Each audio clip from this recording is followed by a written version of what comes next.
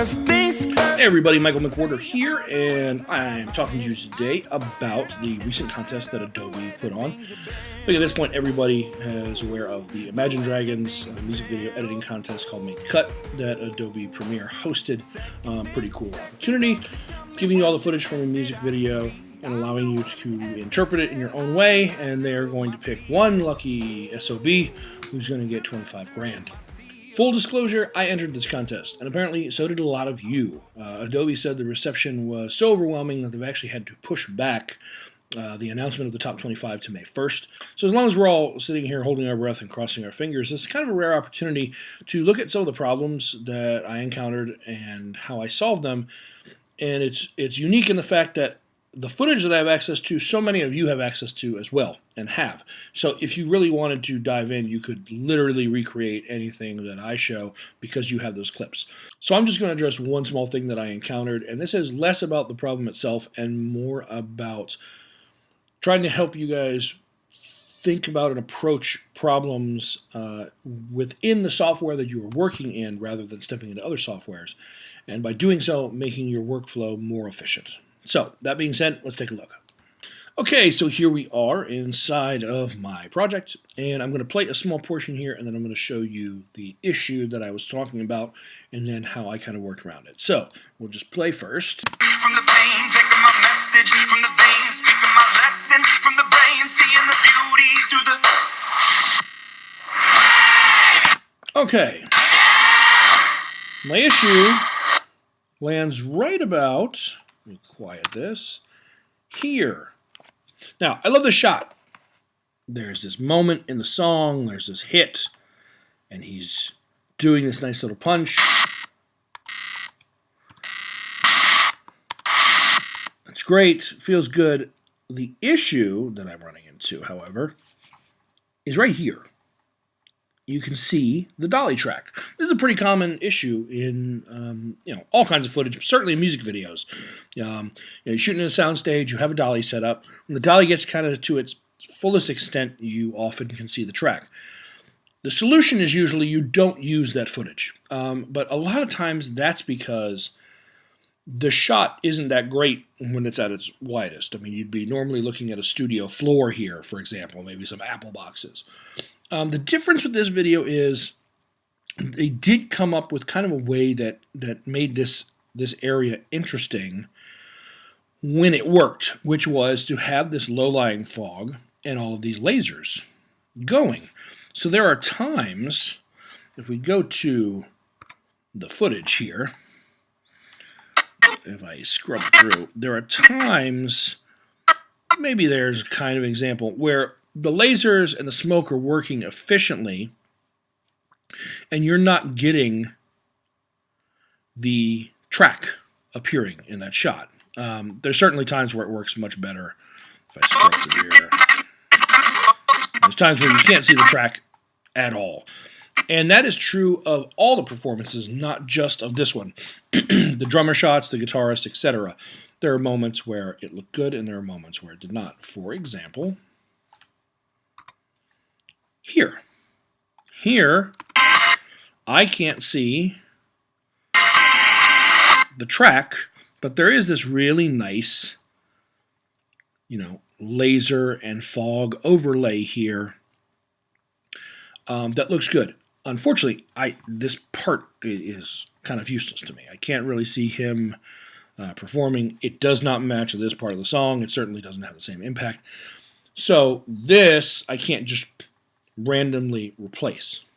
So how do I correct this? Well, I mean, the easy way and the old, one simple solution would be to take this clip and simply scale it in a way, if this won't cooperate, where we don't see the track anymore. Okay? I could do that. And I still get the punch. It's nice enough. I didn't want to do that. I wanted to kind of take advantage of those wide shots when they were presented and had interesting material. Because I like the lasers and the smoke. I like lasers. I don't apologize for that. In a perfect world, I would have this moment happening with a nice layer of smoke and lasers here. In the old days, my solution for that would have been, well, I have lasers and smoke from another area, and I have this. I can combine the two. I'll take them inside of After Effects, and I'll mask out the section and place it here, and maybe I can make that work. Well, now with Premiere, we don't necessarily have to go to After Effects any longer to pull off something like that. I can just go inside of any clip settings. For example, if I would use an effect like a blur or something that comes as this option, but it's already on your opacity settings, you have the option to choose a mask. There's an ellipse, or you can do your 4-point polygon mask, you can draw a mask. So, my simple solution I came up with was, I like this area, I want this area here. Cool. So all I did was take that clip, layer it on top of this clip, and then create a mask. And I'll tell you what, I'm going to bring this, I'll zoom this out to like 20, let's do less than 25, 10% here. There we go. Now, the reason that you see this mask so much larger is I wanted to feather the mask, and obviously if I have the box right along here, and I feather it, you're going to see the edges of that feather along the edge here. In other words, you would have seen the track bleeding in down here. So I took the mask points, I made them considerably larger than the frame, so that the only area that's being feathered is right in here where I want it to blend into that stage. And as a result, there we go. Turn that so I don't have that mask on. Take a look here.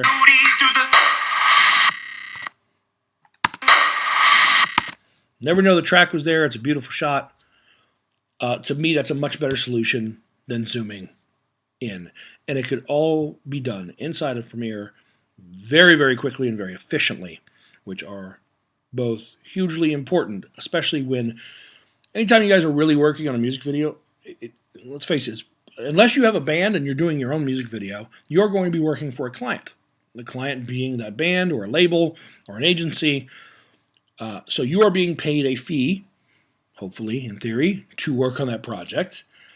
And you want to make the most of your time, because the faster and more efficient you can solve problems and finish a product, in theory, the more profitable that is for you.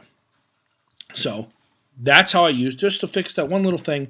And as a result, if you look at my timeline here, all these stacks, this is not because I have a dirty timeline. I did keep certain things separated at times, whether it be B-roll versus performance, etc. However, most of the time when you see two things stacked on top, it's because I'm doing something much like that. Or because, say, for example, with this shot, this is a shot that I had to pull off inside of After Effects.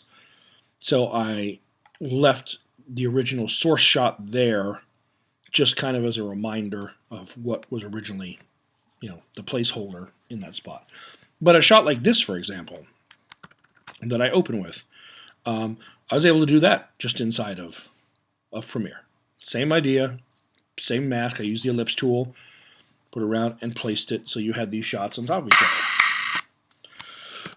other. A lot of my stuff that you see, I don't want to go into too much detail what I did here yet, but a lot of these moments where there's these little scores that come up as they're fighting, I built the element inside of After Effects, but I did the compositing of it here inside of Premiere. So there you go, quick, easy, efficient, and as a bonus, with this contest, when you looked at the rules, which in some ways were confusing, however, in the rules, as the way they listed their judging, they did make a point that something like 38% of the judging was going to be based on how you utilized Premiere Pro. That was obviously the focus. So anytime you could do things like that happened within that software and you didn't have to leave, that was a plus toward this contest. But more importantly, in real life, it just makes your workflow more efficient. So enjoy this. Hopefully, as small and minute as this is, it is beneficial and helpful to you in some way and just helps you look at the process a little bit differently. And until then, I will see you guys hopefully in the finalist list. Bye for now.